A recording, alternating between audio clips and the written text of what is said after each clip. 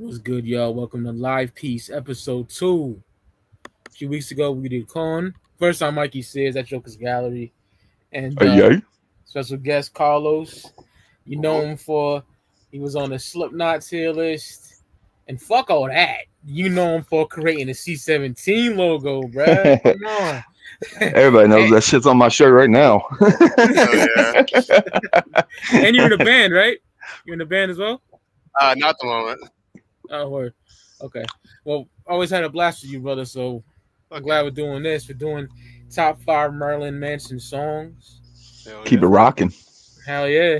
From 94 to 2000, one of my favorite bands ever. So this is going to be interesting. Can't wait to talk about this shit, bro. And what I remember about Manson is like the hype even before I even seen him.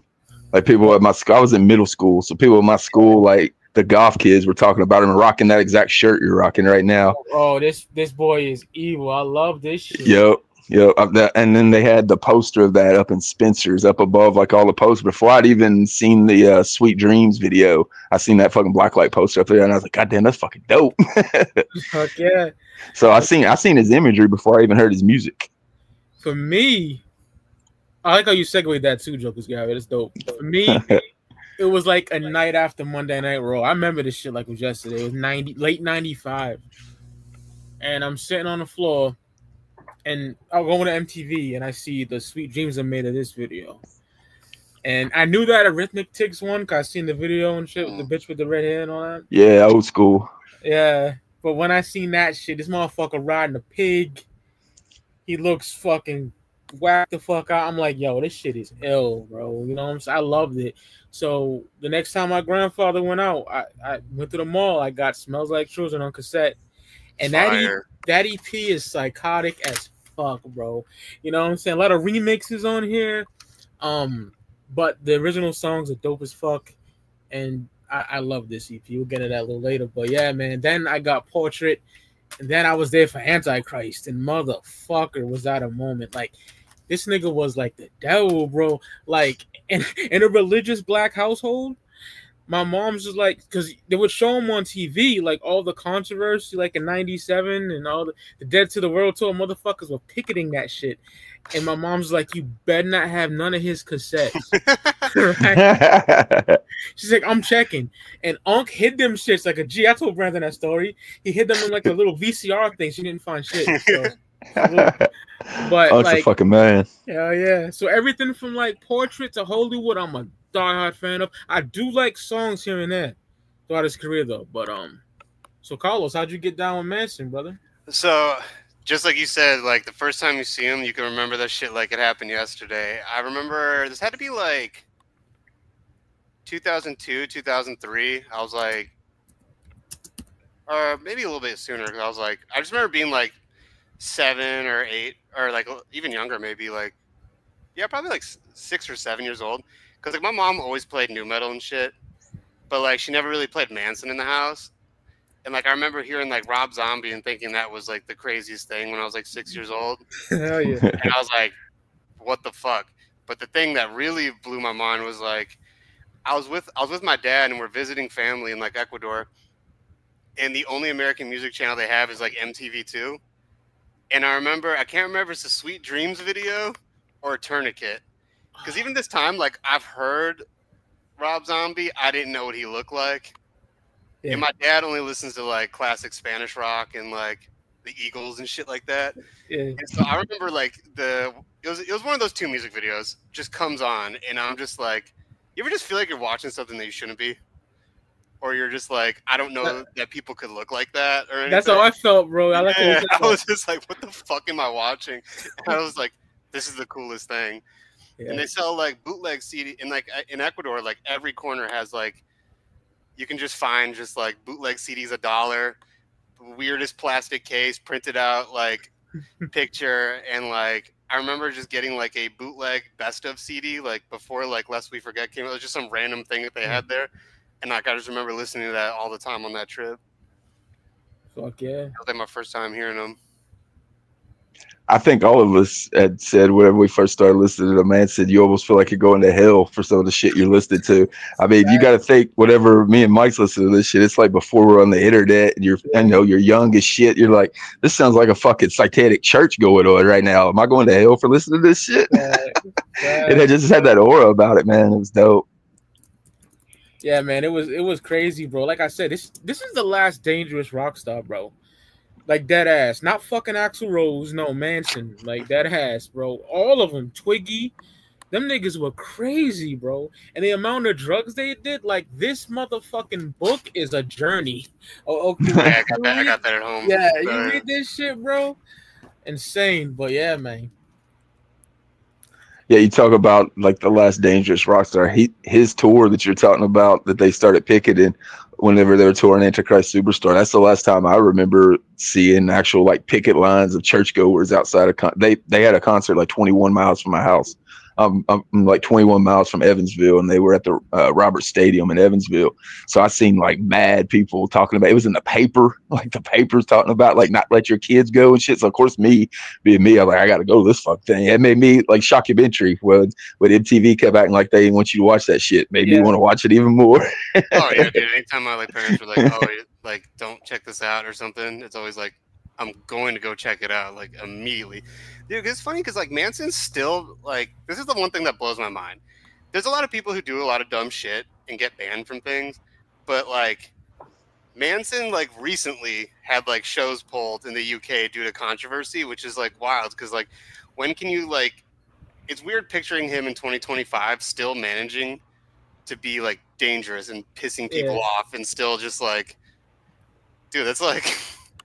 Yeah, because like what I was saying, whenever me and Mike was first listening to it, the internet wasn't around and we were younger and shit. That people in 2025, when they know exactly what's up, they know the dude's name, they know his mom's name, they've seen pictures of his mom and when he was growing up and shit, but they still fucking somehow still buy into it even in 2025. Speaking of that shit, I remember like rumors going around school that he was like the little kid from Who's the Boss. That was a big rumor going around. There was a rumor they took ribs out of his fucking rib case so he could suck his own dick.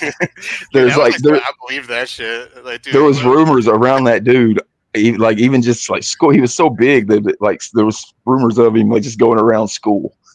And it went around everybody's school. There wasn't no internet, like I keep saying, but all these fucking rumors, it still made it. I'm in Kentucky. Mike's in Mass. It made it there. Yeah. Yeah, I remember hearing that when I was like a kid, like in middle school. Kids would be like, "Do you know he like got his 2 bottom ribs removed to suck his own dick?" I'm like, I heard that a lot, bro. Whoever made up that rumor, that boy best be collecting royalties from that shit. That had so much like clout behind that rumor that Howard Stern brought it up. So in one of the interviews, whenever he's in studio with him, Stern mechanical, like going into mechanical. Yeah, I think so. Yo, this nigga talking. Yo, shout out to Bofo Show. That's my guy. He's talking about some gems, lunch bag, brown bag. Yep, that's on this boy. That's that single. It's that lunchbox single. I like that shit. Yeah. Dude, look, I wish I was like at my crib doing this because like, dude, I got so much Manson shit. Like every VHS he has, like I have it at the crib, and like a bunch of other random shit. Hell yeah, I love the Dead to the World tour. That shit, ill, bro. What was I gonna say? Fucking, yo, when you were like driving around the city, because I'm from the hood, so when you get in the city, deeper in the city, you see motherfuckers wearing a top hat like Dr. Seuss. Because of the video, rocking this shirt, rocking the shirt. Sweet Dreams Are Made of This with the wedding veil. That boy, that classic motherfucking shirt. Yeah, like, I see.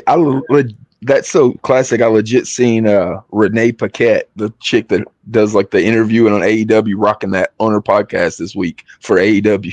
Back in the day, like people were picking it against it. Today, she's rocking it on like a mainstream fucking podcast on YouTube. That is dope. Dude, even like it's dope. She had that one, not like a new one. Yeah, I like the old Manson. I gotta have something from that era that I named. Bro. It just shows me she remembers it from growing up. She's like our age, so she like probably remember that shit growing up like we do. And I gotta shout out Headbangers, Washington Thrasher. They always wore this, or the one I just mentioned, or some other shit.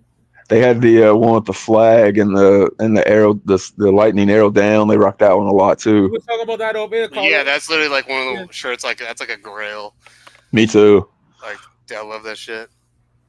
I had the Malice one, the one that had like all the sins on the back, and it had the cover of Antichrist. I had that when it was actually out.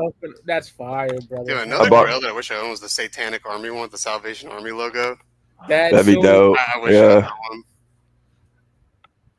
I like the flag one. That's the one I've never owned that I want to own. Hell yeah. Sarah Lee Lucas, the drummer on this record, he has that shirt in Lunchbox video.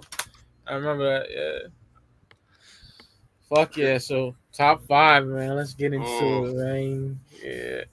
I'm going to go Carlos, Brandon, and me. Let's do it like that. All right, man, top 5. I got a tie for that one. I literally was just like I sat there at the shop today, just like having these two songs go back and forth, and I just can't pick which one took the spot. Because, like, so I'm going to just say both. Is that cool? Fuck it. Go ahead. All right, so it's between Love Song and I Don't Like the Drugs. Like, I Don't Like the Drugs is my shit. Because when I go back to, like, old Manson records, even before that, there's that, like, schizo-ass sound to it.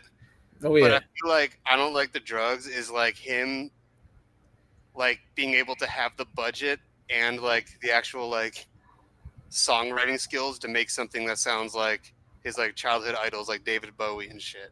But, like, it's still, like, him, though. And then also, like, Love Song just has that groove to it. Oh, man, yeah, dude. Dog, the Love Song is my shit, too. Yeah, because also Love Song is just, like, that, like, swag in his voice where he just has that, like, laid-back likeness to his, like, during the verses, but as soon as the chorus hits, that scream. Oh, man, it's just, like, it's like the day and night vocals on that song are just, like. He can do a lot with his voice. Nobody ever really talks about that, but his range vocally is fucking crazy. Oh, yeah, literally the rest of my list is all, like, those, like, range songs, low-key. Oh, like, yeah. That's why I couldn't pick between those two songs. I was just like, man, if I can do a tie, that's what it got to be. Talk about your guns, yeah, God, yeah, government. That shit, yo, fuck yeah. Oh, I go crazy with that shit. That's my shit. Great fucking 5, Carlos. Hell yeah. I'll move it to my 5. We all mentioned it when we were talking about how we discovered Manson. Sweet Dreams. It's got to be on here, in my opinion. It's too big not to be. Like I said, we all mentioned it. And just to talk about like something, because I knew we were all going to talk about it, something that people don't really talk about. I kind of look at Sweet Dreams as like the same as One was for Metallica. It was that fucking first video that really put it out in front of people and got people paying attention. And then the Black Album hit.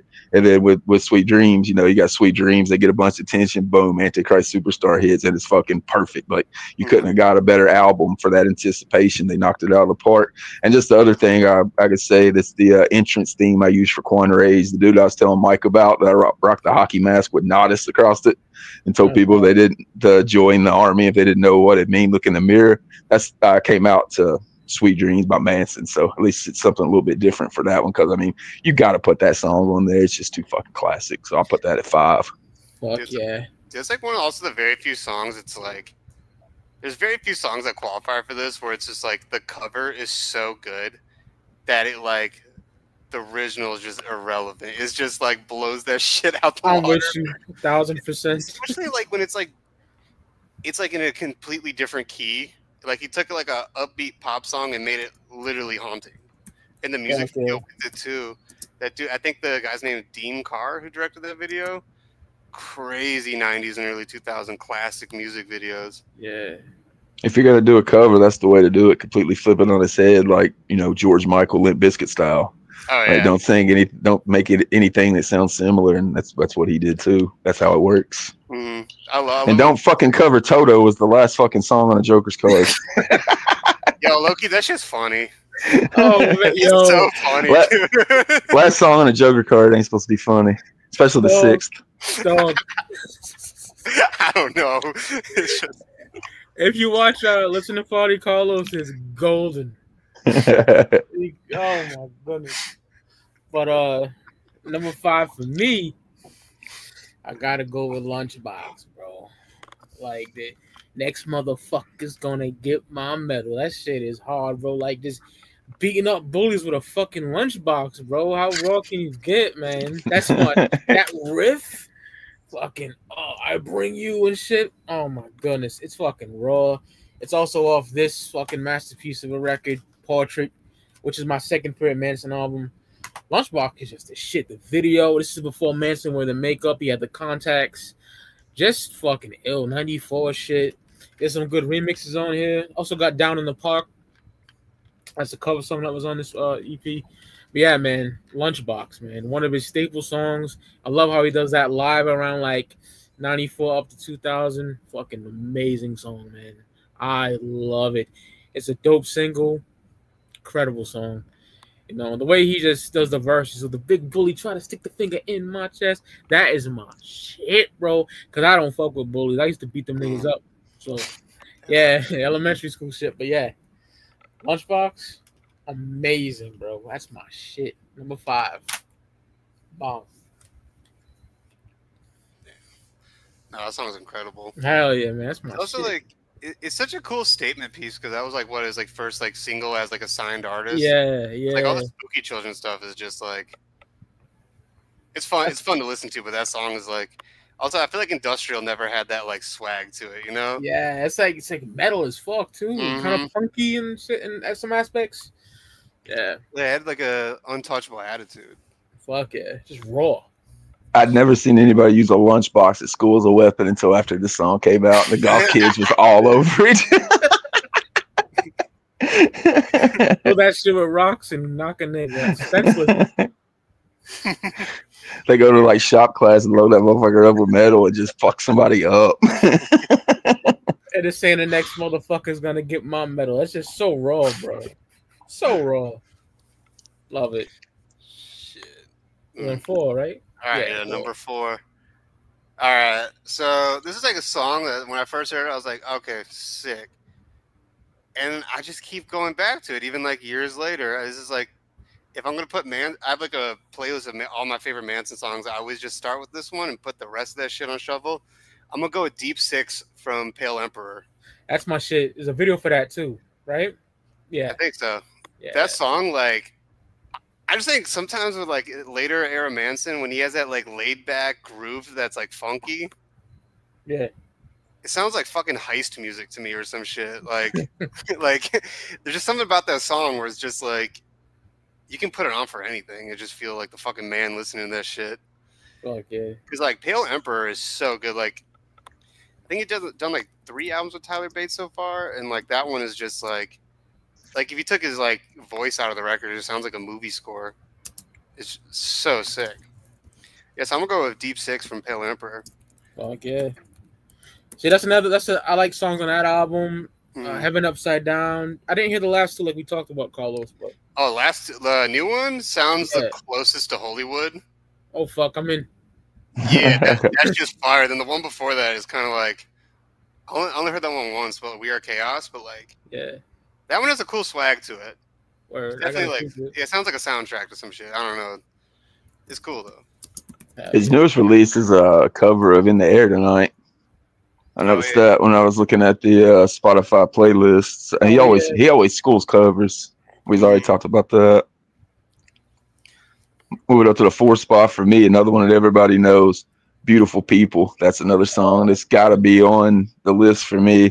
I know it's cool to pick like non-single tracks or whatever, but I always try to get the bigger tracks out of the way here early.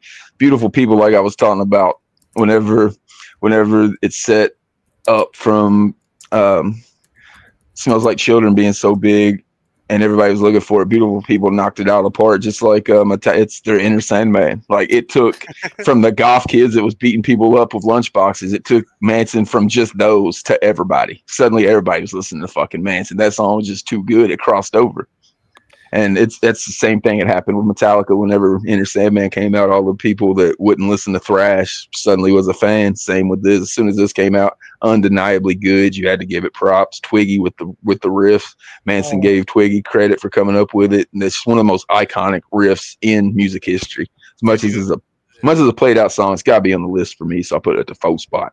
I was telling my wife I never get sick of that fucking song. Nope. That's what made me put it on the list, is because every time I was listening to Antichrist Superstar this week trying to pick out some songs, I never skipped that shit, even though I know it by fucking heart.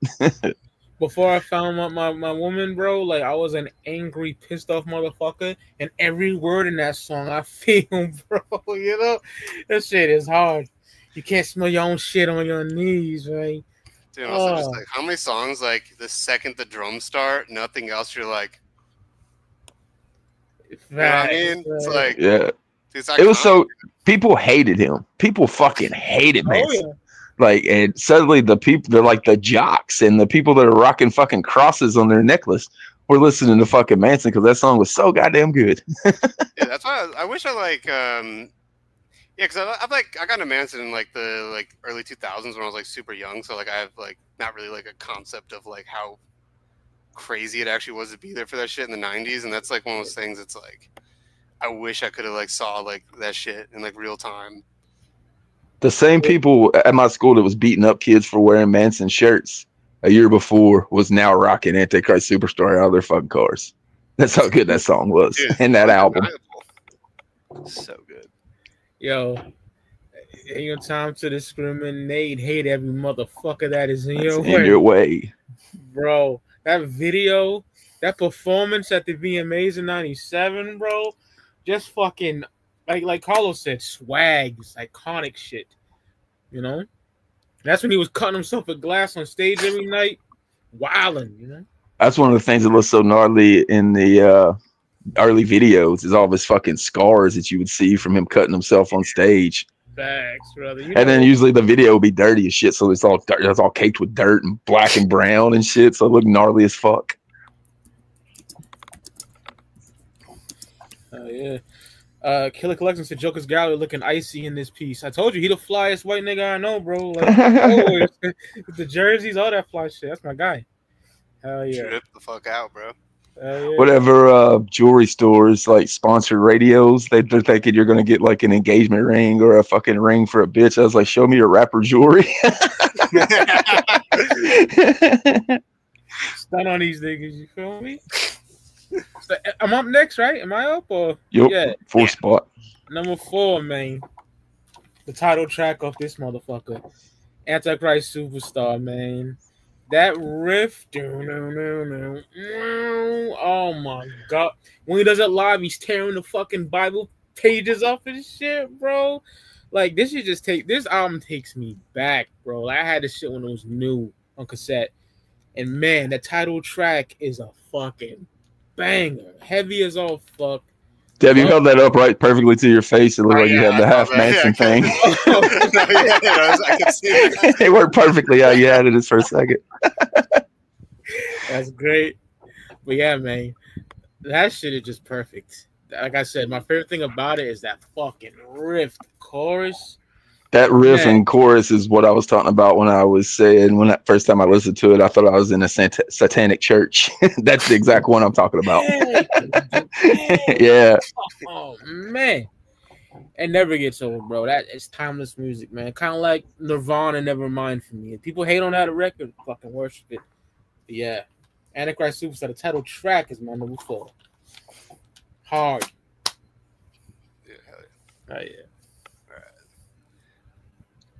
Oh yeah. We are number 3 now? Yep. Yes, sir. Damn, all right. So continuing with the Antichrist Superstar. Okay, Angel with Scabbed Wings. Oh. Do that. And like, especially when he starts doing that chant halfway through the song, like the song becomes like with the drums and everything. It's like, yeah, I feel like he has a lot of songs on Antichrist Superstar that come off as like very hypnotic, where you're just like, I think that's the one though for me, because like also the first time I've seen him twice and he opened up both shows with that, but the first time I saw him, like he had like 2 extra dudes on stage doing like drums and shit before he like walked out, and just like the way that song was, I just like, it was already a song that was like one of my favorites, but like after seeing it live for the first time, it gave me chills, and now every time I like hear it, it like gives me chills just from like seeing it like live like that. And yeah, so that takes the 3 spot for me.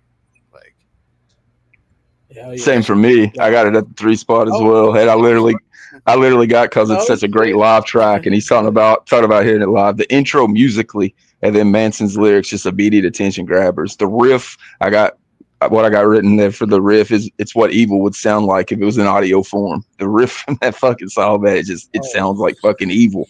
The part he is the maker, he is the taker, he's the savior, he's the rapier. Just Manson was such a great lyricist, and he aside from just the words himself, the way he would get the exact words to go with what the music was doing at the time behind it. That's what a lot of musicians that write good songs don't do, and Manson was the absolute opposite. He knocked it out of the park with that shit. So I put Angel with the Scab Wings at number 3 for me as well. That's my uncle's favorite Manson song. Dope ass track. Wanna powder his nose, fucking hard, bro. Yeah, that's my shit. All right, my number 3 comes off my second favorite Manson album. Going back to Portrait, Cyclops. That Cyclops woman got one eye in her head. Yeah, it's a metal song, bro. I know Manson tapped into industrial, but this is full blown metal. It's like acid metal. That's the yes. Acid metal. Kind of like I would call Zombie that too, like the first 2 Zombie albums. First like early Zombies, yeah. Yeah, like fucking just heavy as fuck. That riff. This is when Daisy Berkowitz was in the band. Their greatest guitar player. I love Zim Zum, who taught on Antichrist and John 5 and all that. But yo, Daisy, RIP to Daisy Berkowitz. Dude is amazing on the guitar, bro. And Cyclops is hard. It's just heavy as fuck. This is when these boys were tweaking. There were all kind of drugs going on, man. And they recorded that album where the Sharon Tate murders happened. Yep. Same with 9 Inch Nails, Downward Spiral. So just evil darkness all around Portrait. But Cyclops is my favorite song on Portrait. Heavy as all fuck, bro. That is my shit. So yeah, that's my number 3. Cyclops. Bomb. Yeah. Foo Fighters got an album recorded there too, which you don't really think the Foo Fighters with a serial killer, but they got one there. Somewhere in Cali. Shit, hold on, let me look this up real quick. Dude, I might fucking go visit it. That's when Manson did that shit, man. They wrote all over the walls in blood and shit, killed a pregnant bitch. Yeah, fucking piggies and shit. Trying to start a race war. Crazy shit, bro. All right, so we're at number 2. Yep. Oh, dude, I live 20 minutes away from the Manson house or the Manson murder house. Shit. Shit. I should have done this. I should have done this in front. Hell yeah, from the fucking living room, right by the fireplace with all the blood. Oh, there's just a bunch of like goth kids hanging out outside with lunch boxes. Number 2. Dude, so like, oh man. Okay, another Manson song. Okay, the next 2 are also songs. Every time I hear them, just makes my hair stand up. Word. So, one of my favorite soundtracks of all time is the Spawn soundtrack. Same. And one of my favorite comics of all time as well. Comics, like, yeah, right. You see my post? Dude, the movie. A lot of people shit on the movie. I love how cheesy that fucking movie is. Yeah, there's one thing I don't like about it. We'll get into that later. One thing. But the Spawn soundtrack, just the fact they had like all these metal artists and stuff, like collaborating with like trip hop artists, like electronic artists and all that kind of stuff. But like the song Long Hard Road Out of Hell. Brother. Oh man. That's my shit. Dude, another song where it's like it's calm. Is just like has that like electronic shit to it. As soon as the chorus comes, he starts screaming his head off. And then the music video with it, where he's just like worshipped like a god. Some evil shit. Dude, it makes sense that it was a song that was on a soundtrack of a movie, but he named his fucking book after that shit. No. And like, dude, like that's like a song like if I saw him like again, like I wish he would play that shit because it's like I don't know. It's kind of forgotten about. It was on Lest We Forget, the greatest hits. So I mean, it's not totally forgotten about. People look at it as like a greatest hits, but I don't ever hear people bring that song up. I love that song. The video's fucking super dope as well. I actually had the Spawn soundtrack, so I got that shit like the day it came out just because it was fucking Spawn. Dude, and it's like it's crazy because like I feel like now like you don't really hear too many artists that like. I mean, there's a lot of artists that'll have a song that's in like a movie or something that's meant for like a soundtrack specifically. But like I feel like the 90s and like the early 2000s, like people were like really being like, I'm gonna write the best fucking song ever for this like movie of a soundtrack that people are it's gonna be forgotten about in like 2 years type shit. Soundtracks were selling multi-millions back in the day. They're going double, triple platinum with some of them fucking Dude, literally, soundtracks. like Above my the mom, Rim, dude, my I mom love like showed rap me like, soundtracks too. dude, like my The mom like, showed Show, me like that a lot of soundtrack metal was shit. fat. She gave me the Queen of the Damned soundtrack, and like I had that for years and never watched the movie up until the past few years.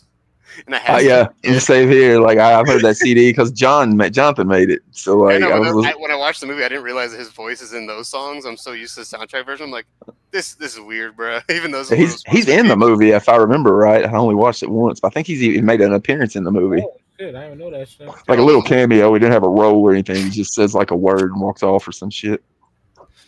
Yeah. All right. We had the 3 spot or the 2 spot. Two, right? Yeah, we had the 2 spot. Yeah, okay. I got Nobody's at the 2 spot. Aside from just the song being dope as shit, where the nobodies want to be somebodies, where the dead will know just who we are. It was his response to Columbine. Like that motherfucker, they would bring up Columbine when it happened, and there would just be a picture of Marilyn Manson up on the side of the screen for no fucking reason.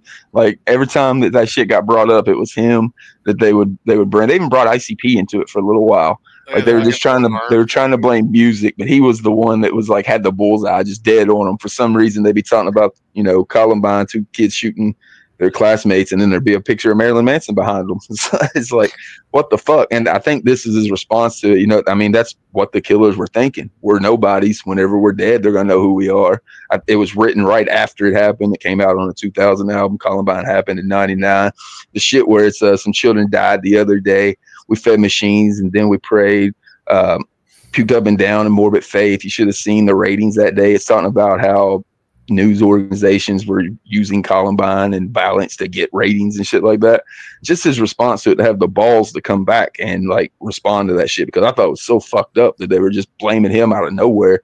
They weren't even like quoting his lyrics or anything. He didn't rock up. They didn't hit nobody with no fucking lunchboxes. They was rocking trench coats and shit.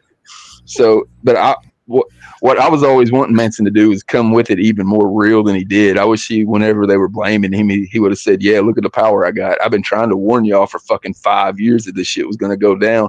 I was using my music as the way to say my message. Some of these motherfuckers like me going to use violence. I wish he'd have leaned into it like that and just scared America even worse. But just because of the dopeness to stand up to all that shit with nobody's in it to being a dope track, I got it at the 3 spot or the 2 spot. Especially when he was like the first one blamed for something like that, because that's never happened in society before, where someone's like, all right. And they just have him up in the corner for no reason. It's fucking stupid as shit. Right? That's what, dude. I love that Bill Maher interview with like ICP, or Bill O'Reilly. That's what I meant.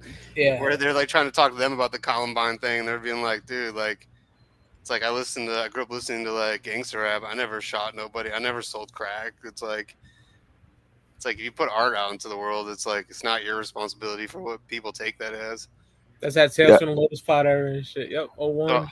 Also, ICP was just on some like website with Marilyn Manson, so they were brought up initially whenever they were talking about music leading to violence. Like you'd see a random clip of ICP, but like I said, it was Manson that caught 95% of the fucking brunt of the music side of that shit. So I thought it was dope to have a really good response. It ended up being a fucking awesome song. Like it just shows his intelligence. I love that song. He's always one step ahead of like the man.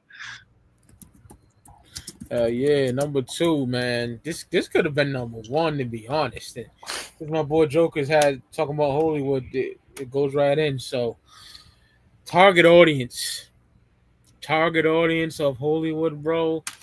Oh my god, like that shit is amazing. Talking about his range in vocals, that real eerie vocal.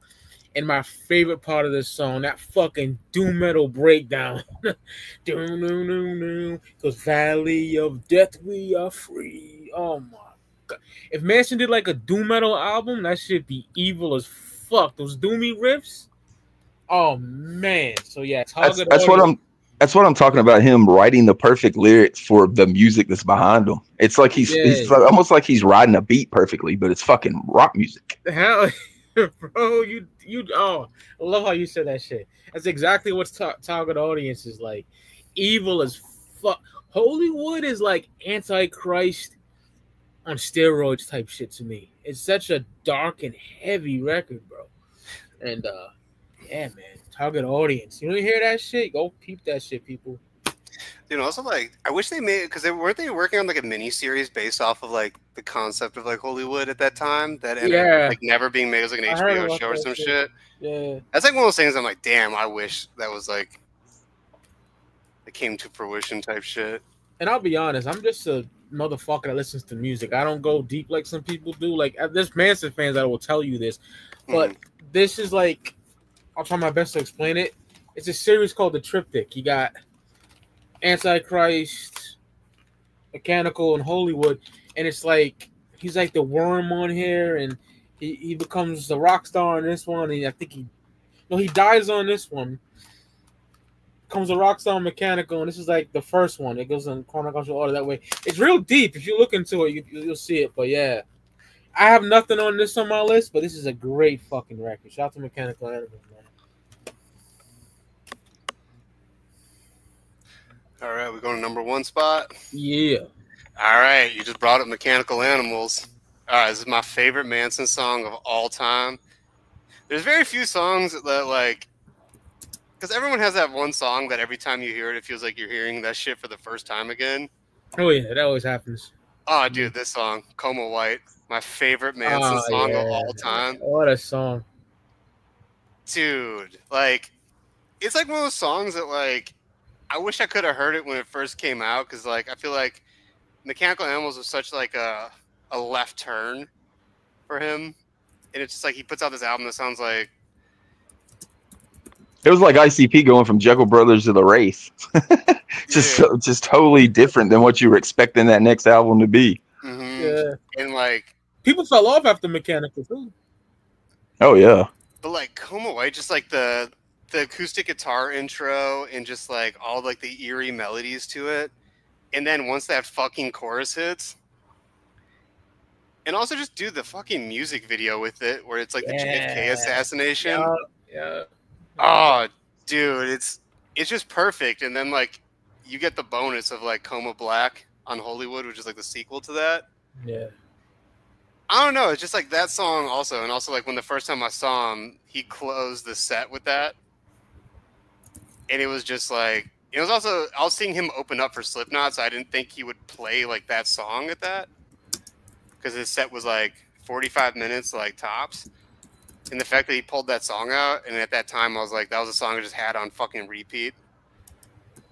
And then when he played that shit, it was just like another thing that's like, you see it live, you get the chills, and you go back and listen to it, but it's also like one of those songs I'm like, every time I hear it is like hearing that shit for the first time. So like, to me, that's my favorite Manson song. And also like, that song just sounds like a fucking evil Smashing Pumpkin song to me, and it's so that's good. Amazing to put it that way, dog. Hell yeah. Dude, he has so many songs that sound like evil Smashing Pumpkins. It's a good way to put it. Yeah.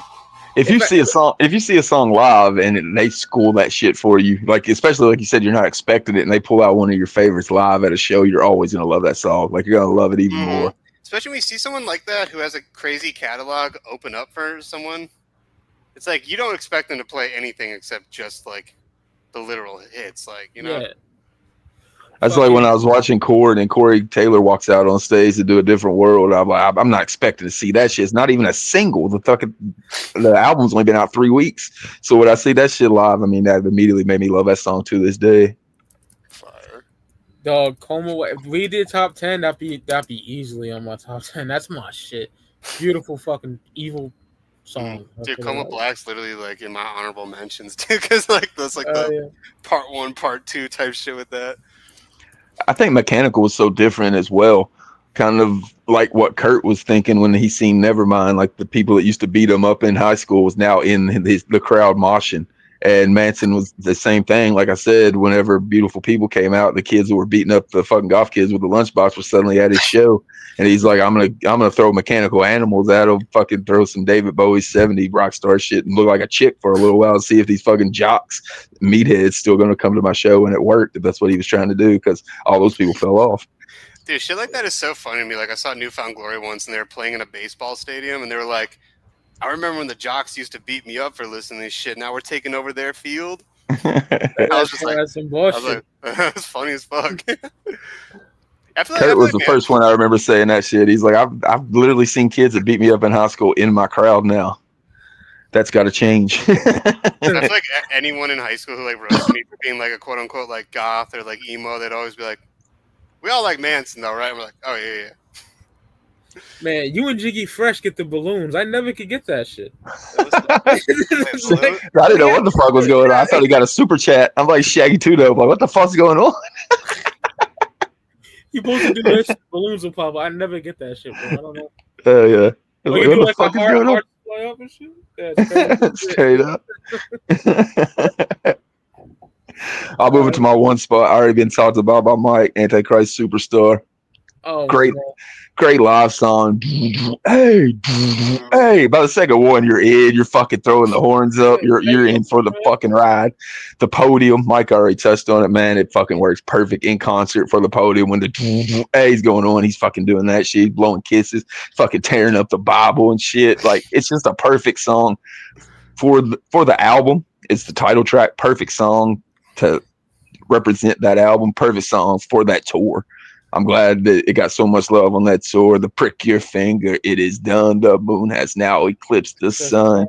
Angel has spread its wings. The time has come from bitter things. That's my favorite fucking just the sound of it. Like I've been talking about all episode, he knows exactly how to use his voice to work perfectly for the music that's going behind it. And that's what this song is. That's what that chorus is right there. It made me think I was in a satanic church and I was going to hell. It's so fucking good. It's got to be hypnotic, bro. That's the one that made me think I was going to hell, so it's got to be the one spot. Yeah, because there's another song on that record where it's like very eerie and it repeats that like motif. Yeah, it's like a little. It sounds like. There's a music video for it where it looks kind of like that old silent film Begotten, and it has that like thing over it. Is it Man That You Fear? I can't remember off the top of my head. Yeah, it could be. All right, we stay in Antichrist, boys. We be going number one for me easily. Always been my favorite Manson song. Tourniquet, bro. That's why both of show mentioned. I said I can't talk about it or spoil my list, but Tourniquet is just that riff. And to take your hatred out on me, make your victim my head. That, oh my God, you know. The lyrics, like Brandon touched on, it's so amazing. Easily my favorite Manson song. When I first heard that in my room, blew my fucking wig back. Amazing shit, bro. It will never. That video too, scary as fuck. It is fucking different hard. As shit. With the magnifying glasses in front of his face. Yeah. And the insects and shit. I remember being a kid with like anytime I see a magnifying glass, I just stare in the mirror like Manson in that video.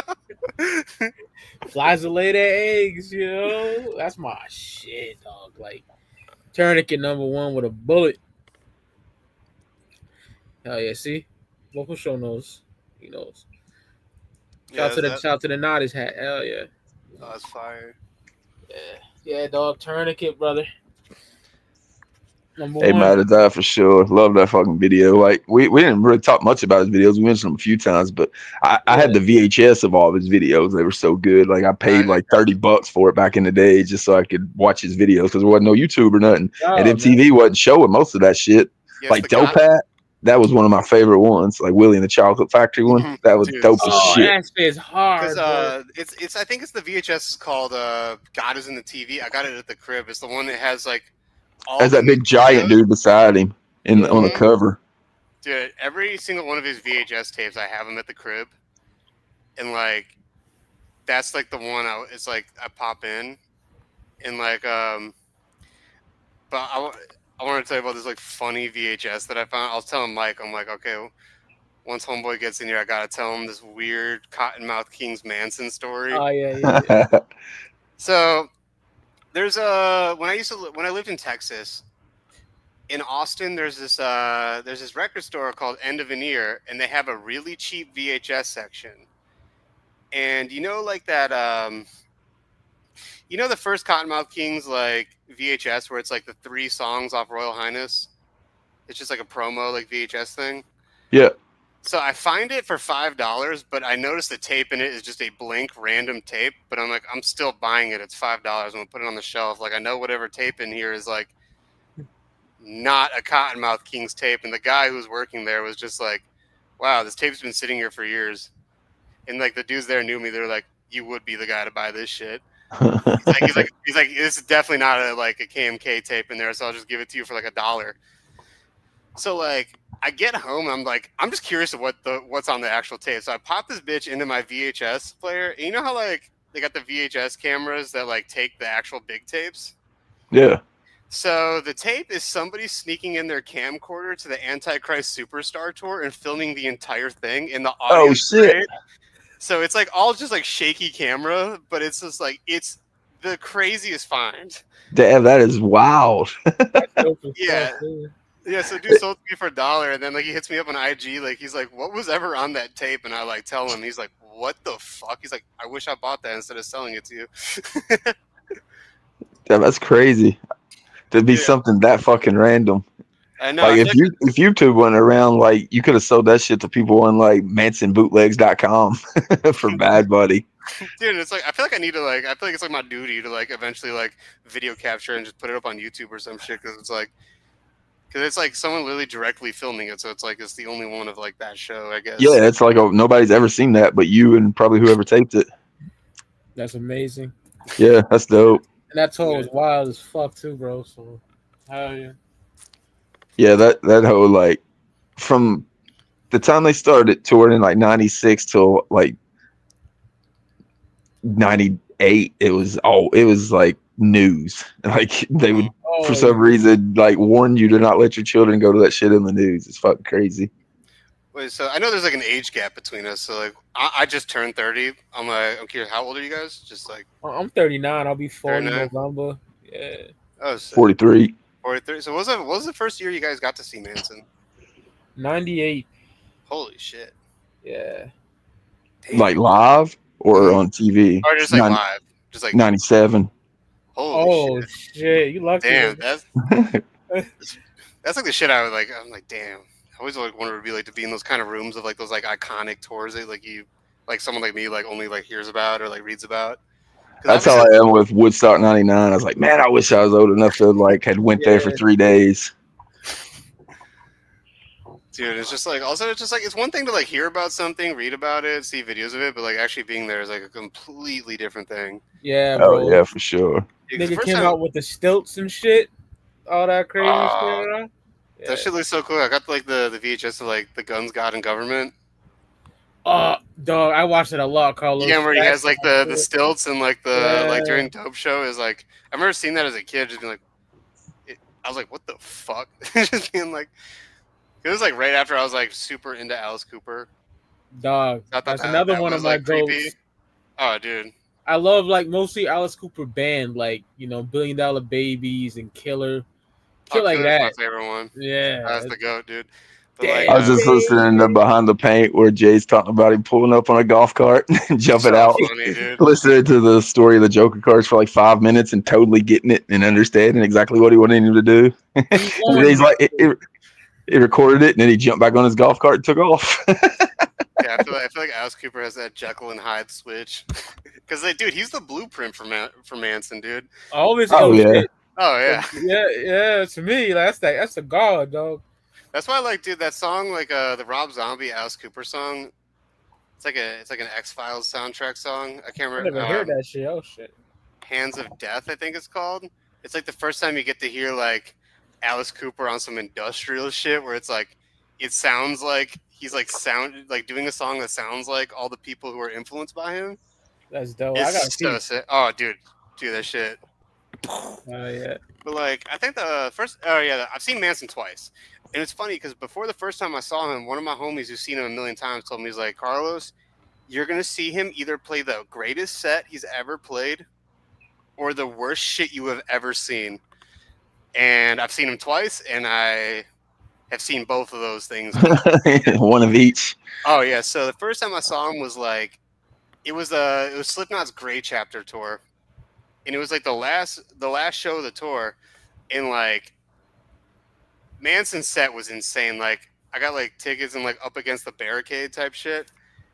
And like he was mad chipper on stage because like anytime the dude came out with his guitar tech like ran a guitar out, he had a plate with Coke on it in his left hand. Oh shit! So Manson's snorting lines in front of 30,000 people, and then just being like, just hitting them vocals fucking crazy style in that bitch. and that's when like they open it with Angel with the Scabbed Wings with like the 2 extra drummers, and they close with Coma White. And like I have pages of the Bible they threw out. That's it. Hell yeah. So the second time I saw him, he was opening up for Rob Zombie, and my mom took me, which is funny because like she's the one who like put me on to like all this metal stuff, and like we're like, oh, let's go see Manson together. It'd be fucking dope. So we go. He also opens up with Angel with the Scabbed Wings, but like he's out there holding onto the mic stand for dear life, shaking. He's like forgetting all the words. He gets 2 songs in and just collapses on stage. He's like so fucked up out of his mind. So 10 minutes goes by with like the whole like stage, all the lights are cut to black, and they have him do Dope Show. Same thing. He's just like shaking and like not doing like 1/3 of the vocals.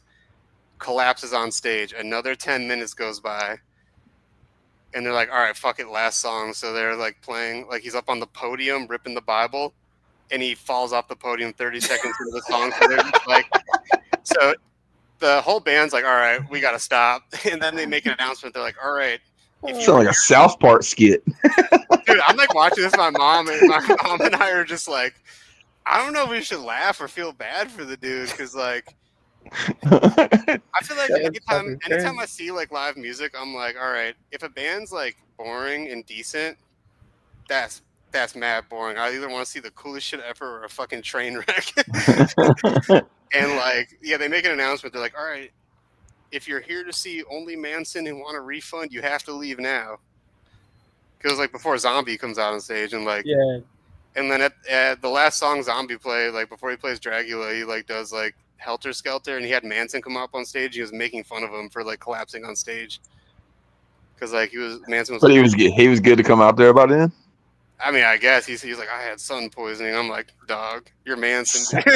Sun poisoning. When have you ever seen the sun, motherfucker? You're throwing that perico. You're on that yay. Yeah, but dude, he's like all sober and shit now, and it's like his performances look crazy. He's like all skinny and shit. Because this was back when he was like all fucked up on stage, looking like fat Nick Cage. Oh shit! I seen that meme that Marilyn Manson was morphing into Nick Cage. Dude, I know. Now he's all skinny and shit. He looked like Christ on the cross type shit. He probably seen that meme enough to where he wanted to get skinny again. It's good motivation when a meme blows up. You're beyond scared straight, dude. Straight up. Fucking embarrassed fucking skinny. I know. I like hit up my friend. I'm like, dude, you're so right, dude. It's my second time seeing him. He said you're either going to see him play the best show ever or the worst shit you ever seen. That's how I always heard Nirvana was too. It was either fucking horrible and they hated each other by the third song, or it was fucking the most amazing concert you ever seen. Dude, my uncle told me stories just like seeing Nirvana like back in the day, and I was just like, fuck, dude. There's like very few bands I'd ever take a time machine to go see. Yeah, and that's like one like them were like Beastie Boys. I love Beastie so much, bro. Like, everything from like License to Hello Nasty is my dude. shit. Hello Nasty tour is like the one thing. If someone's ever like, would you like? It's like if you had a time machine, what would you go do? I'm like, dude, I'm saying the Hello Nasty tour. Like, you're not gonna kill Hitler. For me, five Metallica with Cliff. Oh, dude. You know what I'm saying? Like, hell yeah. I'd probably go first Hollow Wicked ever. Oh shit! Oh, sick. Might get that. What, Mr. Rotten Streets tape? I just got my first ever. I got the Hollow Wicked boy right here. Dead Pumpkins. Fuck it, Dead Pumpkins, yeah. Oh shit! Yeah. Woodstock '99 would be another one I'd seriously consider as well. Dude, yeah, that was, maybe Motorhead in the early days. Fucking love Motorhead, you know, man. The OG3, I love all Motorhead, but the OG3, Fast Eddie Clark, Filthy Phil, the Animal Taylor, and Lem, my shit. I need to get more into Motorhead because everything I hear about them is like awesome. I just haven't like sat there listening to like records. You're saying you like documentaries? Watch the Lemmy documentary. That'll make you love Motorhead, or at least love Lemmy. That he's that real. Oh, dude, the bar like down to like 20 minutes away from here, Rainbow or whatever. They Mhm. have his ashes there and shit. Yep. So every time I go there, it's like they have like a statue of him, and then his ashes like right above it. And About a quarter of that video, about a quarter of that documentary is from the Rainbow because he wouldn't film anywhere else. They're like, you're gonna film me, doing what the fuck I want to do. I think And his favorite, he had his mail delivered there. he lived right down the street from it, within walking distance, because he didn't drive. And he had lived there so long, he was paying like a fraction of what it would cost if somebody was to move into it new. He's like grandfathered in to where they could only raise it so much ever so often, and he'd never left. Insane. It shows his apartment in there. He's crazy. He's in there playing fucking PlayStation, like war games. Fire. So what's those 5 Manson questions, brother? I was gonna say I got a few questions lined up about Manson. If you want me to ask them, Hell yeah. Oh yeah. I'll ask them, then I'll give my answer, so y'all can think while I'm giving my answer. Okay, but oh yeah. All right, what's your Grail piece of merch? For me, it's the shirt that I had growing up. The one is the album cover of Antichrist Superstar with all the sins on the back of it. That would be the Grail for me. I think it's like $250 on eBay. Oh yeah.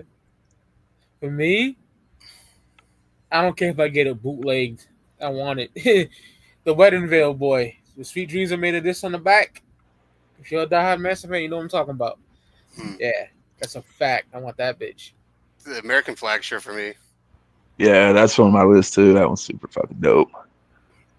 Just because it's so simple. I like simple logos, man. You see it, you know exactly what it is. Yeah. Moving on to favorite music video. It's a lot for this one, man. I mean, there's almost all of his music videos are good, but I'll go back to my first favorite off of that VHS tape. I already talked about it. Dope Hat. There was something about Willy Wonka and the Chocolate Factory. It was always kind of like sketchy. Like it seemed like they liked it. Whoever made that movie or whatever liked to torture fucking kids. And then of course, whenever Manson does it, it's even more like, evil. So I'll put that on there. But I could have picked Tourniquet's fucking so dope. There's so many fresh ones. I mean, he didn't make a bad music videos. Dude, literally, I'm pulling up the list right now of like the God is in the TV. Because I'm like, oh man. Because like, oh, okay, so yeah, because the first two I saw was like Sweet Dreams or like Tourniquet. I still can't remember because like I think those videos are both done by the same guy, but like got a similar look for sure. Yeah, but like Coma White is amazing, and then is it Dope Show where he's carrying the cross out of TVs? I can't remember. I got to spin the block like, on it. Yeah, I think it's either that or like Rock is Dead, where he's like I think it's Rock is Dead. Yeah, he's carrying like it's like a cross made out of TVs, and that's like. Well, let's say God is in the TV. So yeah. Yeah, that makes sense because they have the live album where he's like crucified to it and shit. Yeah. Dude, that's like something like I made an album cover for somebody. I was like, we should crucify you to TVs. I was just like Manson did it, but I'm gonna do it because I love that. I was like, I'm just paying homage. Yeah, it's been long enough now that it's homage instead of biting. Oh yeah. Also, like if you look at both covers, you'd be like, okay, I can tell influence versus like something that looks like modern type shit. Also, that's like I don't know. I always wear my influence on my sleeve when it comes to like making art because it's like. Fuck yeah. I got a lot of the shirts you did for Ouija too. Goldie. I don't know, I've seen you posted like some of them, dude. It was funny. I was watching. Yeah, I think before I was ever on here, you were doing Jug Talk, and it was like one of the Juggalo Ohio shirts, and I didn't know that I spelled something wrong on a shirt. So someone. Corpses, right? I think you told me that. Yeah. Yeah, Ouija spells a lot of stuff very particularly, so it'll be like fuck with like 2 C's. Yeah. So for that, I was just like, I just copy and pasted the paragraph he sent. I was like, because there's times where like I'll correct stuff. He's like, no, I meant to spell it like that. I'm like, all right, from here on out, I'm doing this. And then like I remember like listening to that podcast, and you're all like, I think it's dope that it's spelled wrong. I'm like, the fuck? Yeah. There's a Gathering shirt that has Illinois spelled wrong every time that the Gathering was in Illinois for like the 8 times that it was in Illinois. That's funny as fuck. Dude, There's only one L in all of them. Another shirt I had a typo on. There's this pop punk band called Real Friends, and they're from Tinley Park. And they were like, all right, we're going to do our first ever hometown show. They're like, we never actually played our hometown. They played a bowling alley there where they made bowling shirts. And I spelled Tinley wrong because I was sounding it out. But they were like, yeah, it's good to go, dude. I was like, Fuck. Zool put out a sticker that was supposed to say "My whole goddamn family answers to the beast," and it said "My whole goddamn family." They missed a D. Definitely with Juggalo stuff. If it's misspelled, dude, that's fire. It's a tradition at this point for sure. It's been happening forever. Dude, I can barely read and write, dude. Question 3. What about? Oh, you ain't win yet, have you, Mike? Yeah, Tourniquet. I got Tourniquet. Oh, you got Tourniquet? Yeah, it's just as weird as fuck. I love it. First album you ever purchased from Manson? For me, it was Antichrist Superstar. Like I said, whenever I got it, took it home. Thought I was gonna go to hell for listening to it. Thought like my mom was gonna hear it and fucking ground me for fucking 3 years for listening to shit like that. It was because of how much he'd blown up previously. And like I said, whenever Beautiful People dropped, you could no longer deny that album. You had to go pick it up. So that's the first album I bought. Smells Like Children for me. Man, weird shit on here. Like they got skits of his mom talking to his grandma about blood pressure medicine and fucking that fuck Frankie about his old manager or something. Like dude that did sell t-shirts and fuck them or something out of the t-shirt deal. It's fucking strange, but yeah. First one that Smells Like Children. Yeah, the first one I bought was like the one I was saying earlier, like that weird Ecuadorian bootleg. It's just a bunch of. I need to find it. It's in a box somewhere. Yeah, I just like so many weird ass bootlegs that I bought in like every single time I've gone to like Ecuador. And like, dude, they're so fucking goofy looking. But I think, yeah, so that was the first one I ever bought. I mean, it was like $1, but like I think his first ever like actual like album that I purchased with like my own money. Cause like it was probably Pale Emperor. Cause like, I mean, I was like already listening to him for like so long, but it was like the first time I actually went and bought like one of his like CDs. Actually, no, it wasn't that one. I went on a trip one time when I was in England, and they have this store called HMV, and they have a lot. They have a lot of imports that they'll sell over there. And I bought this box set, and it's like all the Spooky Children like demos and EPs in 2 different box sets. Like both of them together are like, it's called like the Lost Demos or some shit. That's when Gidget Gain was on there, and he's actually on Portrait, but then you don't get credited. It's Twiggy. But yeah, that was one of the things I always loved when I was a kid, like the names of like all the members. Yeah, shit's sick. Like some like model actress with like a fucking serial killer for the last. Yeah.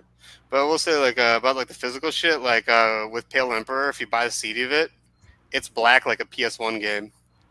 That's dope. On the back, so sick. Damn, that's dope. My brother Siznek said it. He has a Say 10 tattoo. Oh, fire. Oh, yeah. That's my dog right there. Question number 4. If you could book a perfect tour with Manson headlining, who would be 3 groups that you'd put on the bill with them? I'll start it off. I got to go with Korn. I was telling Mike earlier when I was listening to this CD, Angel with the Scabs Wings sounds like it could be a Korn song off Life is Peachy. If you go back and listen to it, you tone that down a few times. Manson's even singing like John in that one. So I got to get Korn on there. And then, of course, ICP's got to be on there. And to kick the extra evil shit, I'm going a la Zuli Lou as the opener. Damn. Fire. Dope. Oh, that's fucking hard, dude. Yeah, that might be the hardest question, dude. That's harder than like the top 5, bro. I can think of one band off the top of my head. Y'all familiar with Youth Code? No. I'm gonna send y'all a link. I'm gonna put y'all on. They're like they're more modern in the past 10 years, but it's like one of the most recent like industrial acts that come out that like it's like influenced by hardcore punk, but it's still like industrial. Or it's like another group where it's like when I hear like some of the songs, I'm like my hair's standing up type shit, and I'm just like Manson fans will love this. I feel like if I'm booking like I feel like Manson only goes out with like 2 openers. I'm thinking like Youth Code as the opener, and then something like more legacy is like the middle. Fuck. Wait, loop back around to me, yo, Mike. I'll try to do it. All right, Manson. Okay, I gotta get the Astral Creep 2000 lineup back together with Sean U. Salt, the White Zombie, bro. White Zombie, Manson, Korn and Slipknot. Fuck it.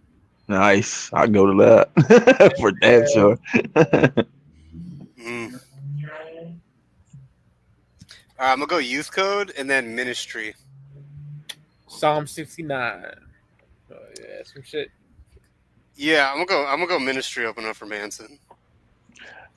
I thought about Ghosts as well. I thought Manson fans would like dig those. I've seen them like at a Louder Than Life, where there's like one stage here, I'm waiting for Korn, and then while we were waiting, there's another band playing that was Ghost. And their stage show reminded me a lot of early Manson. I literally dropped my roommate off at the airport earlier because he's going to Louder Than Life. Nice. ICP's there. I know. I told him like you have to go see. He's never seen him. Their 9 is horrible. Like there's not a lot of good shit on there at all compared to like the rest of the days. Moving to question number 5, most memorable Manson moment of all time. For me, it's the MTV Awards. Whenever he played "Beautiful People," nobody had ever seen them before. Like in concert, the reaction to the crowd, people were literally leaving the award show. They saved it till they let him play at the very end, so because they knew that people were going to fucking leave. They told them they were going to leave. So he was just so he was so offensive then it left the fucking mark. And I remember the next day at school, that's all anybody was talking about was, did you see that shit on the MTV Music Awards? Because I remember he like showed his ass. He like took his fucking jacket off, and his ass was just bare as fuck. And like people were going fucking crazy. Like, can't believe they let you see that on MTV or whatever. So that's the most memorable moment for me. Everybody was talking about that at school the next day. Twiggy headbanging with the dreads flying everywhere. I gotta go with your answer. I have to, Jokers. I have to. Yeah. 97 VMAs. I seen that shit live. Chris Rock said some funny ass shit after that shit. I know what you're talking about. Like, get your asses to church. That's like one of those things. Like, even like watching it now, it's like one of those things. Is like once you have like once like you like know what's up, and you're just like, damn, they let this shit fly. Is like the first, because they had rock bands play the VMAs before that, but like that being a thing that they had at that time is just like wild to think about. Because like for me, just like because we do have a generational gap between me and y'all, is like the only thing I can equate that to is like the Kanye Taylor Swift shit at the VMAs. That shit was hard, yo. He's on that Henny. He's on that Henny. Dude, if I was on that brown liquor and I was Kanye at that time, I can't even blame the dude, bro. But like I'll say that's like the only thing I've ever thought about that's like controversial from the VMAs. My boy Siznak, speaking of Metallica with Cliff, he's seen Metallica with Cliff. Lucky man. Oh shit. That's crazy. Yeah, and he said when he saw Manson in '96, fuck yeah, rip pages from the Bible and would have a crowd spit on him. Cut himself with the glass, like I said earlier. Yeah, man. Yeah. Yeah, I think my most memorable Manson moment was probably seeing him collapse on stage. That's spot on. Yeah, that's for you. Yeah, you got that one for sure. Yeah, especially off the podium. Dude, I was like, damn, I'm young and spry. If I fell 10 feet, I'd be complaining about it for a minute. Yeah, that's got to be the most memorable one. Yeah. Also, I'm just like sitting there with my mom. She was like, "Where's like I don't know." What the fuck is wrong with him? We're gonna see Zombie though. He's gonna be sick. I was like, yeah. If this dude ever finishes the show. Yeah, I think that's definitely like my most memorable Manson moment. But like, I think outside of that though, because like that's like a one-on-one experience type shit. Dude, I think it has to be reading that fucking book. Oh man, dude, I got that and I was like, I always knew Manson was like fucked. Yeah, dude, literally like it opens up with that story of him and his like, grandpa in the basement. Yeah, it's psychotic. Oh. I was like, damn. I'm glad my grandpa was kind of chill. I didn't really know him, but likewise, huh? Yeah. I was like, it kind of makes sense why Manson turned out the way he is. If I saw that show and I actually have no analogy for that, to be honest. I have a memory of buying that book like right around the time Mechanical Animals came out. I don't know when the book actually came out, but I feel like it was around the same time. Same year, brother, 98, yeah. Yeah. All right, then that memory is correct, man. Oh, yeah. The thing with the VMA performance is so crazy is he could do it now, fucking 30 years later, and I think it would still have the same reaction. Dude, literally, like in, because I just, like, my past 10 years, before I moved to LA in April, I lived in Houston for 10 years, and, like, they used to have, like, the Astro World Fest every year. Yeah. And, like, all my friends who are, like, rap fans would go to that. And the year Manson played right before Travis Scott, Dude, like I said earlier, dude, Manson's one of the very few people still managing to piss people off. They have him all, because like he's just playing the hits, and this is like fucking Nicolas Cage Manson, like all bloated and shit, looking like fucking Steven Seagal up there type shit, and like he's like on stage ripping up the Bible in front of like 100,000 Travis Scott fans, and like all of Houston Twitter was just like, "What the fuck am I watching right now? I've never been so offended in my life." I'm just like, dude, 3 decades later, Manson is still getting y'all. That's fire. Like, I don't know. It's like, and like one of my homies like literally like hopped the fence just to see Manson play like a 25 to 30-minute set at that. And he was like, incredible. I thought you were gonna say your homie hopped the fence to try to beat his ass. I was like, damn, he's really getting heat still. I don't know. And I had like the one goth homie was like, I went to Astroworld just to see Manson. I'm like, fire. Because there'd be at like those early '90s shows, there'd be redneck people there trying to get on stage to beat his ass until they got so outnumbered. But they would like, yeah, we're gonna fuck these people up. There'd be fucking Bible religions and shit out there with signs. We're gonna raise Jesus higher than the hate and stuff. It's fucking crazy. Yeah, nuts. It's nuts back then. Now people are Christians now are like, yeah, Manson fire. They're like, we know. That's by now, I mean, fuck. Like I said, you've seen pictures of him and his family at this point. It's like still believing ICP or fucking killer clowns. Speaking of ICP, that's a great segue. I want to ask Carlos, how was your first gathering? Oh, insane, dude. Like one of my homies says, like, dude, you're gonna get mad emotional when you walk through those gates. And like it's like one of those things, it's like I've done like probably like 75 different pieces for like Ouija. Fuck yeah. And so like, and also like the C17 like that's logo. That's godly right there, bro. Dude, any point of the fest, I could have closed my eyes and just like span in a circle and just stopped and saw someone either wearing like a Ouija shirt I've done or an ICP shirt I've done, or the C17 logo was tatted on them. Oh, and, yeah. Like I know a lot of people have that tatted. I thought it was like 1,000 tops, low key, just because like I never been to the gathering. I fucking cried when I got there, dude. I was like, I was just like, I'm gonna go in the corner for a second, dude. I'm just like, that's really yeah. It was surreal. Cause like yes, shit, there was probably 1,000 Chapter 17 tattoos at that gathering. Oh, not in the world. Thousands, dude, thousands, bro. And like, I don't know. It's just like one of those things. It's like I never posted online that I made that logo till this year because it's like I knew it was gonna be like a big thing. I just didn't know like the gravity of it. So it's just like I never posted online because I'm like, what does a post do? Like it doesn't do like it justice or like, what it means to people. I'm like, I walked out around the gathering, like, hey, can I take a picture of your tattoo? And they're like, sure.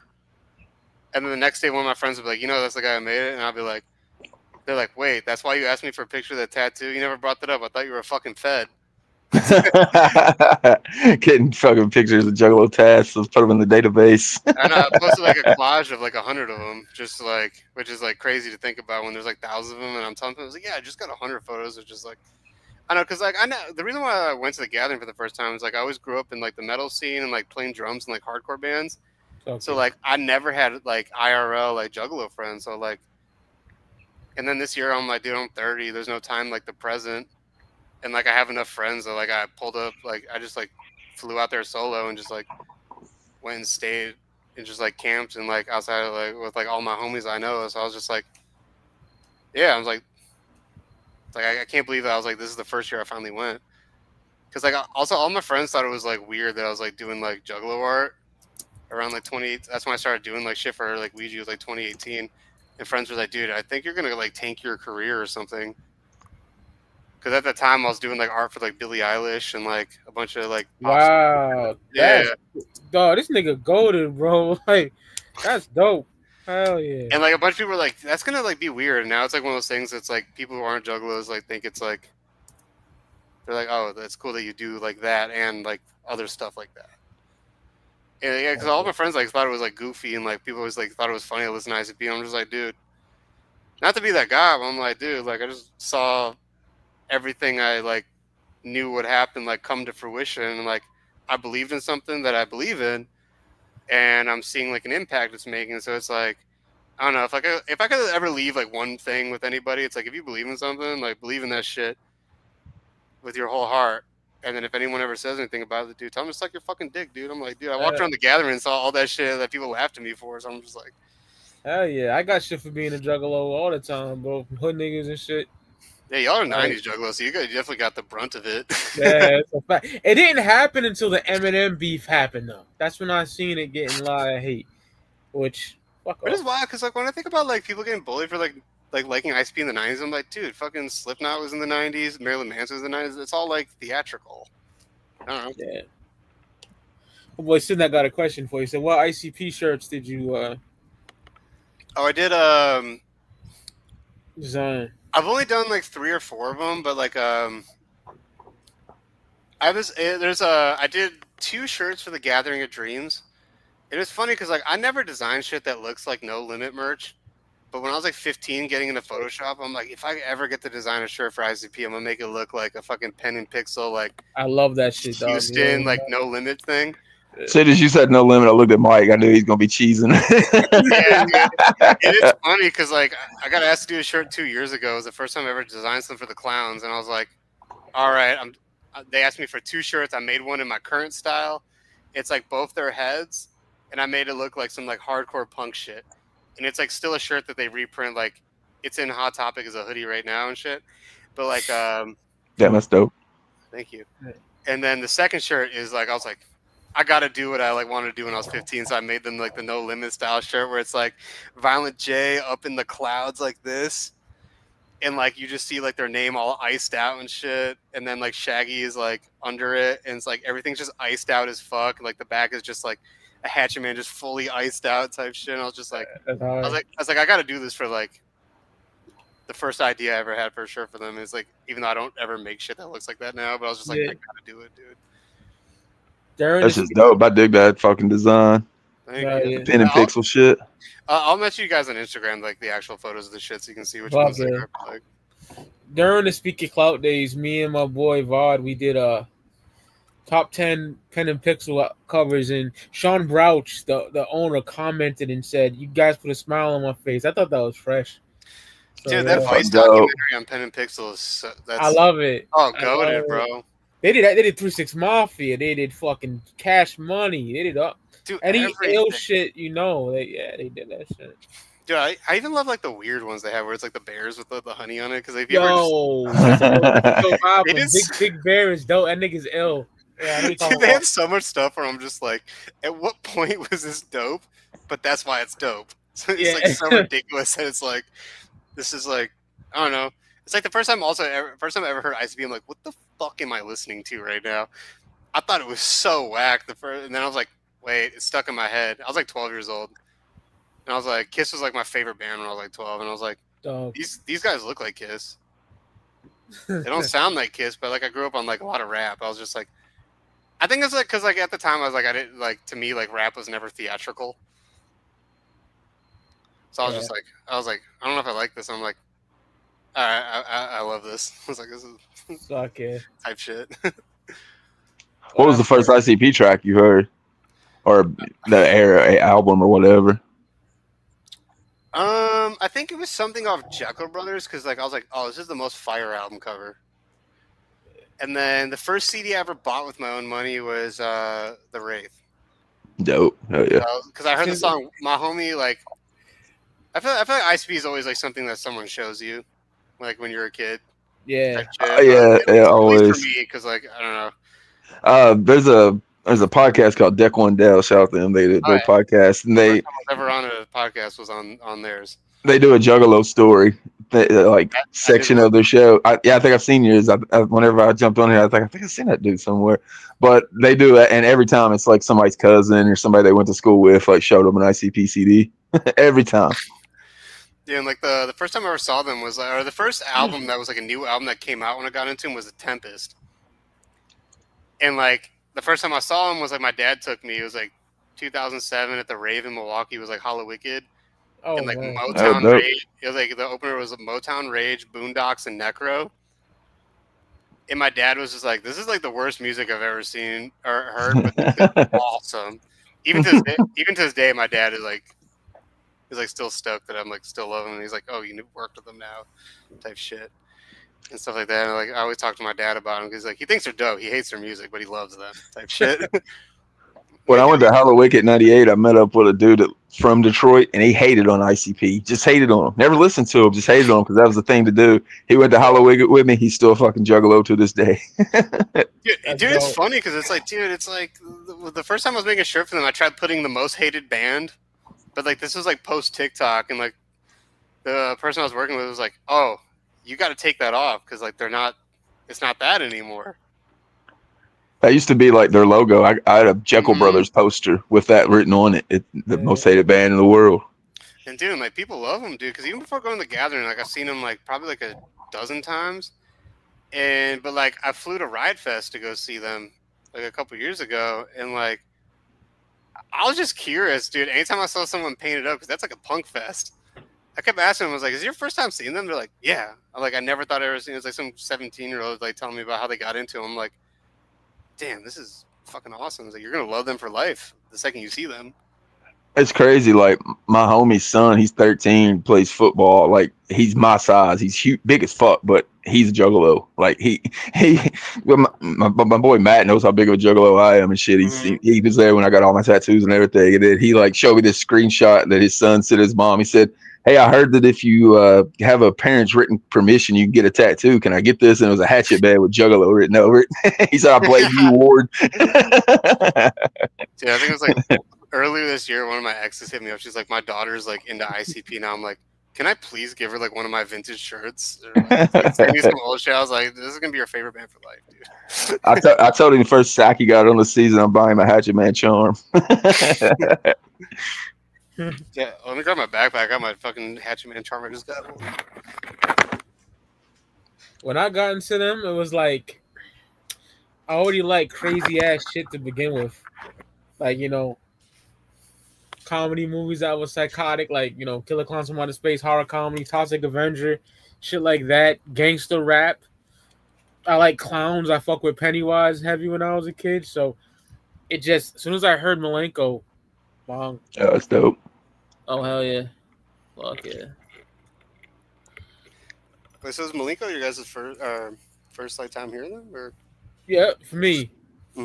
Tunnel Yeah. Malenko was 97, August 97. I got a web TV email from a chick named Moon Miss Baby, and she had House of Illusion playing on it, which took like 15 minutes to load back in those days to load up some music on an email. But I heard that shit, and I immediately went and asked her what it was, and within a week, the Shockumentary came on MTV. As soon as I seen Shockumentary on MTV, I was sold. Dude, I was at the record store the next day looking for Malenko and the Shockumentary. Dude, it's like the best documentary to show literally anybody. Hold up. Nigga Siznak be trolling. That nigga been down since Riddlebox. He's saying, "Is that the one with dating game?" He loves the troll, man. It's just like nigga said his first song was Gangsta. Oh, oh shit! You got the VHSs, boy. Okay. Okay, so all right, I was telling Mike earlier, but like I'm like we have like a brick and mortar shop at this clothing company. I'm like a creative director at, and like. I think you're muted, brother.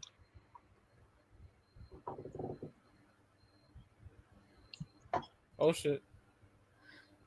Hit the mic logo on your screen. Mic logo. Back. There you go. There you are. Yeah, so we have like a wall of VHS tapes at our clothing store, and I'm like, dude, we have the whole Juggalo section. So like anytime someone comes in, so oh shit, hell yeah. You got all this shit. Okay, got the JCW Volume 1s. Dude, also people just like people just be dropping shit off for us. Like somebody like hooked us up with like half of these. Okay. Yeah. Like love the VHS. I still got my original Shockumentary I bought that day. Okay. It's probably been watched 600 times, but I still got that, and I still got the VHS of Live Tonight Sold Out that I had originally. Oh, that's my shit, bro. First time I ever saw a Shockumentary, I was like, I saw like one of those like iPods with like the spin wheel on it, like the Video Boys. Yeah. And, like I just remember like pirating because dude, my uncle showed me how to like use LimeWire when I was like in 4th grade. So I just like downloaded. I was going on like a family trip, so I just downloaded everything that was a video ICP related, and I never even heard a Shockumentary, but I just like watched it on the trip, and I was just like, "What the fuck am I watching?" It was so sick. It felt like I was also like the first time I was like hearing like Manson, I was like, I feel like I shouldn't be watching this or hearing about this, but I'm like, it was crazy watching on MTV. It's like I couldn't believe they were playing this shit on MTV. It's like this seems like something MTV didn't want you to see at all. And then every time it went to a commercial, it's like every year MTV auctions off an hour of programming for charity. This year, Island won. This is how they chose to spend their money. Somebody's got that on YouTube. Like they've got the original cut from MTV. It's different too. If you've never seen the actual MTV one, it's got a few different segments in it. I think I've only heard of like Violent J saying that in like the audiobook for Behind the Pain. Like, yeah, there's a section where they give away ICP's old tour bus to a couple of juggalos that won a contest from InsaneClownPosse.com. There's a chick that like dyes her dog's fucking ass into like clown faces. Yo. There's some random shit on there. I guess because they didn't play the music videos. Oh yeah, for sure. What it did for him, I was just listening to Behind the Paint. Violent J said when Malenko originally came out, sold 17,000 copies. It got pulled by Disney. They got hyped for a week. It came out again on Island, sold 17,000 copies. He said the week of Shockumentary, the next week, they sold 50,000 copies. I mean, it fucking put them on the map. Dude, it's funny because it's like as I get older, anytime something is like juggler related, I'd never realize it's like the number 17 just keeps popping up. Like I know it's like a juggler number, obviously, but it's like throughout my life, I keep being like, okay, now I'm starting to see it. Like I was like thinking about it, like when I was at the gathering, I'm like, damn, what year did I start working with Ouija? 2017. And then I was like, there's been so much stuff that's like occurred with that where I'm like, the number 17 pops up and it's like kind of frightening. It started because when they first dropped Carnival Carnage, 17 people bought it. Yeah. Yeah. Because like I know that's that, but now I'm just like, shit, man. Yeah, it's like one of those things like I've always like read about it and heard about it, obviously, but it's like seeing it throughout my life is like kind of frightening. But in a great way. It's like one of those things. It's like you're like when something like that happens, it's like it's meant to be type shit. Because I think the first time that ever was like kind of scary, it was like in like a great way. I had a friend hit me up. It was just like, oh, dude, I haven't listened to ICP in like 10 years, but I started getting into Ouija and I saw like some shit you're working with them. And I started listening to music. It's like, dude, I'm fully back in. I'm like, dude, what size do you wear? So I just like sent him some like Ouija shit I've designed. And like I've done like also like some like 2D animation shit for him where it's like hand by hand things that are all numbered from frame. And I just like closed my eyes and just picked out one of them to send it to my homie, and it was like number 17 out of like 25. Oh yeah. And I was just like, it's like the chills type shit, dude. Cause you're a real jug, man. That's what happens. Some jug shit, dog.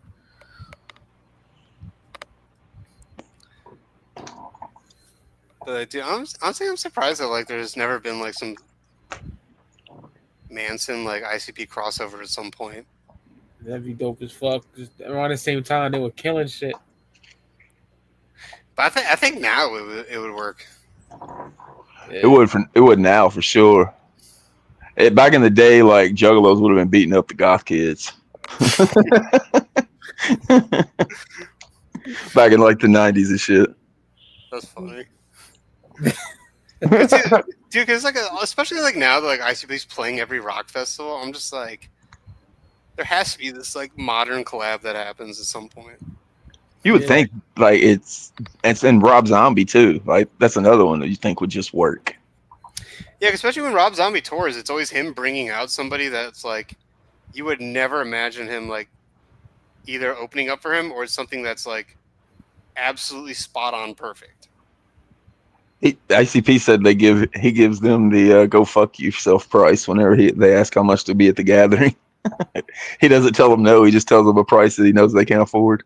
Dude, but also I feel like if like ICP was to book someone like that at the gathering, you're gonna get so many non-juggalos there that it's like, I don't know if that's like, I mean, my first time going there was like last month, so I'm like, I feel like, I mean, they had back in the day. They had like Ice Cube and bigger acts, Red and Meth, and I mean, there was nobody that showed up that was just like a Red and Meth fan or anything.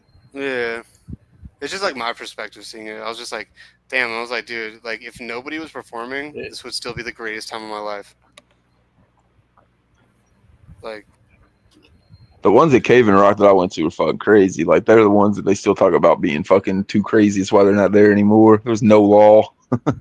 I know, because even like going this year, I was like, damn, this is wild. But I'm just like, dude, this is probably this is like a fraction of like how crazy this shit probably was back in the day.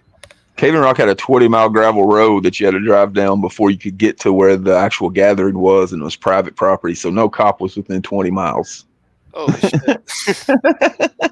That's crazy. Dude, I grew up in Illinois, so I was always as a kid, I'm like, damn, dude, I'm only 8 hours away from this. I like wish I could go. I loved it being in Cave and Rock. It was 90 minutes from my house. I had to make 2 left turns. That was it. Oh shit, what part of Illinois are you from? I'm from Kentucky, but I'm at the very like top of it, right by Illinois. Okay.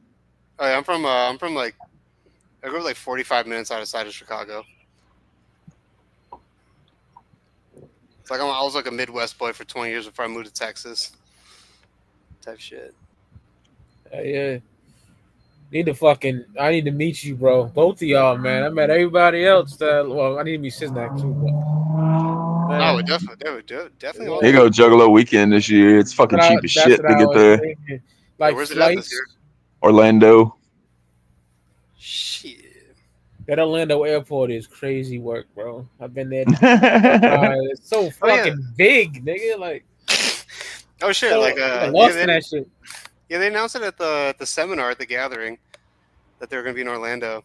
Yeah. Dude, it's so funny. I always heard about the trash fight, and so like I pulled up early for to see that shit go down, and like that's when I finally got to meet the Deck One Delt homies IRL. And so I'm just like sitting there chilling with them.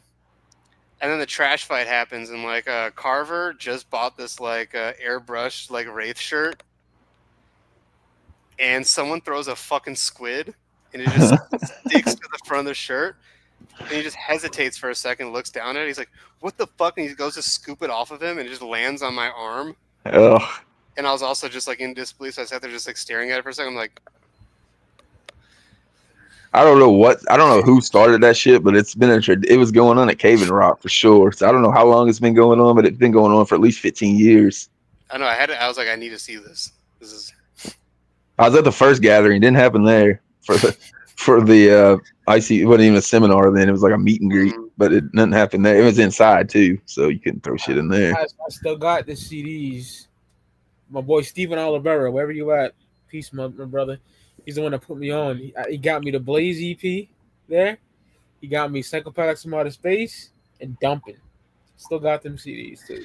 Dude, Psychopaths from Outer Space is so sick. Dude, I have like 2 shirts in the can that like ended up not coming out that are both Psychopathics from Outer Space dirtball themed. That's my shit. And I'll send it to you later. Dirtball's the shit. I remember getting that in the AP magazine, the single. This is our world. Hell yeah, bro. I was also on the Heavy Metal 2000 soundtrack. Yep. Yeah. I got that boy on VHS at the crib. It's like the holographic. Or both VHS tapes for Heavy Metal are both holographic. I love the first Heavy Metal so much. Oh, dude, it's fucking goated. Nosedive. Oh, man. Legendary, bro. Dude, but like, dude, going to the gathering was sick because I also got to meet like Will the Mask Maker. My dog. Oh, dude. Love him. You showed me the picture of y'all. That's just dude. It's like I've always seen that there are pictures of their masks online, and like seeing them in person, I was just like, their talent is just like blows my wig back. They're amazing, man. Love them. Yeah, because I remember like growing up, like seeing like people like making like Slipknot masks online and stuff. They had that like forum called like Black Goat or something like that. And I always like see the homemade like Slipknot masks. Dog.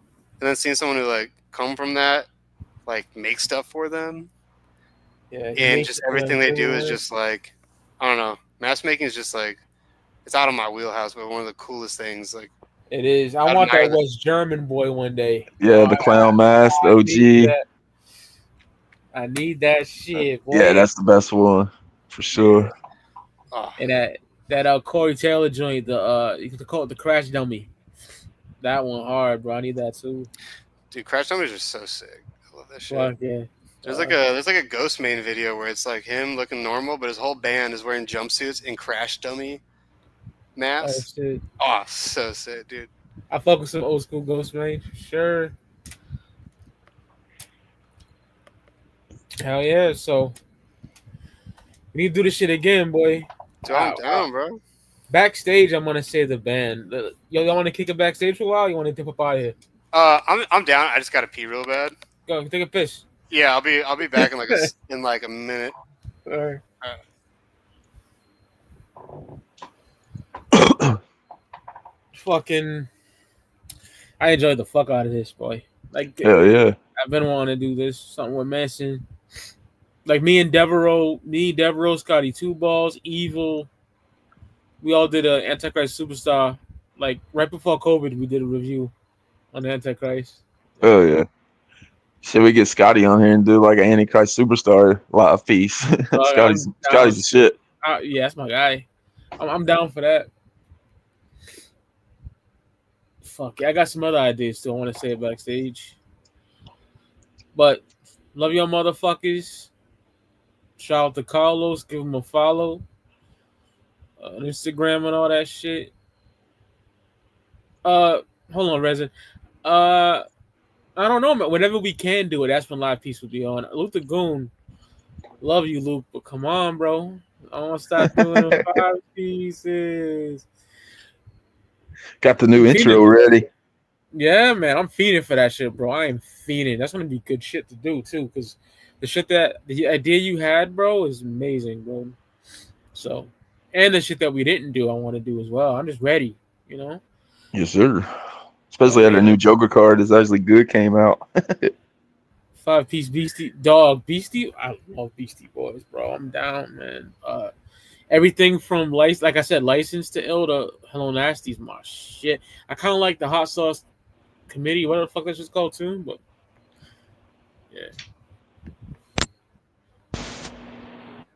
yeah. So what you want? Yeah, that's on Check Your Head. I like the remix with DJ Muggs too. With Be Real, 7 on that bitch. Oh man, fuck having allergies, man. That shit sucks. Nose is blocked. Cypress Hill's another one that I always thought would go good with ICP on a tour like Manson. Absolutely, bro. Because Violent J, you know, he did a smoke box to Be Real. Yep, they were both in there, weren't they? I believe both. Shaggy wasn't smoking, but he was in the back seat just chilling. Yeah, you're right. Yeah, thank you. Yeah. And Jay got high off 2 hits and never hit it again. Like stupid high. That Cypress Hill fucking. Yeah, he ain't have he ain't used to that fucking world class shit like Be Real has. Yeah, man. That's how I felt at Revelations tour, man. This kid in the Pusheisty mask, like, you smoke weed? This is when I was smoking heavy. I'm like, yeah. I hit the pen. I go inside with Rome Bone. I'm like, yo, Ron, where's the stage? It's like right there. It's right in front of you. Fucking demon weed. That was high as fuck. Ouija's got me up and shit. I was so fucking going, but dude, I want to meet Rowan so bad, bro. Dog, yeah, that's my brother. I go to shows with him all the time. Oh, wait, so you're in the Boston area? Yeah, he's Worcester, Worcester. He's like an hour away from me. Shit. Wait, are we still on backstage or still live? We're about to. So yeah, follow Carlos on all his socials. You know what I'm saying?